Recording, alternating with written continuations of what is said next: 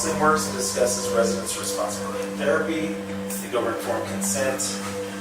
I do these once every other week, or I want to do these once a week, and we're only doing them for an hour.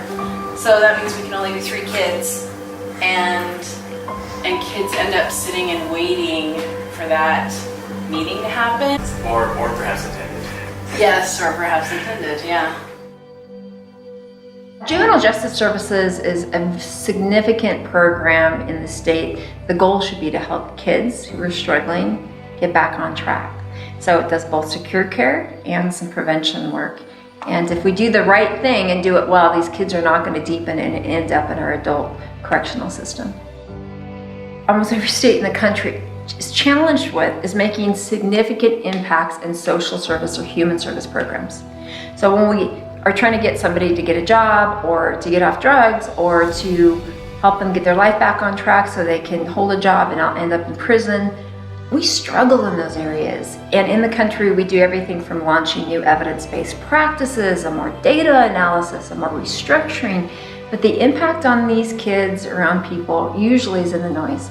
You're lucky if you get a 2% improvement. So you gotta wonder, after all of this work of decades of research and analysis, why aren't we seeing bigger results? So we started this journey with that question in mind. Can we get bigger results with the same resources and ultimately have a massive impact for good in people's lives? And in this case, starting with these kids so that they can have families and a future and think about education and get out of the vicious cycle they're in.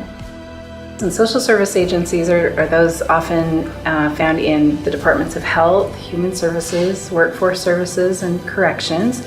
They serve many Utahns at their most vulnerable point in life. So we have conducted a few different pilots. So we tested it in adult probation and parole, what we call TANF, Temporary Assistance for Needy Families, child welfare, and also our state hospital. In every situation, we learned something new, and we also saw dramatic results. So we've been able to combine all of our lessons learned to do a full implementation within juvenile justice services. And this generic solution is what we can use across social services to make significant and big improvements in people's lives. Too often, we take too long to get feedback on how a person's doing. We staff a case once a week, once a month.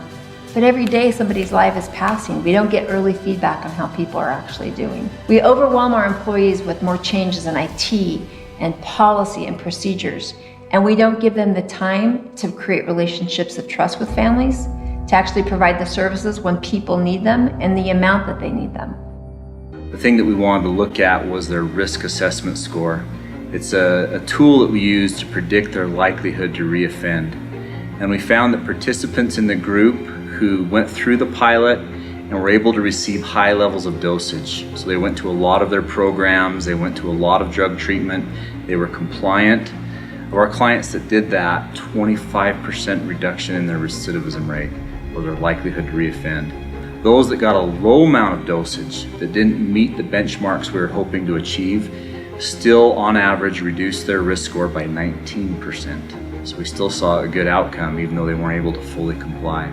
A client who didn't go through the pilot project, if they were to have a recidivism rate of about 70%. We know we're never going to have unlimited resources. We know that we're never going to be able to go to taxpayers and say, just give us more money and we can do a better job. We have a responsibility to look at the resources that we already have and to make sure that we're doing the best work that we can do to produce the best outcomes with the limitations that we have currently right now. And that's what the Division of Juvenile Justice Services is doing through this Success Initiative. How are we making sure that the services that we're providing for youth and families are the right kind of services for the right amount of time to produce the right outcome? The real value in all of our system happens not at the high top level with new changes to reorganization and new budgeting procedures. It happens when the person on the front line has the time to help the people there to help. That value is so precious, and in our organizations we should do everything to protect the time of the people on the front line. And too often we just overwhelm them. Done. It's every day, on the ground, doing what we need to do to make changes in people's lives. The magic is in execution. But it all begins with what we believe is possible. And if we don't think big, we'll never have the tenacity to break the conflicts that are preventing us from achieving those goals.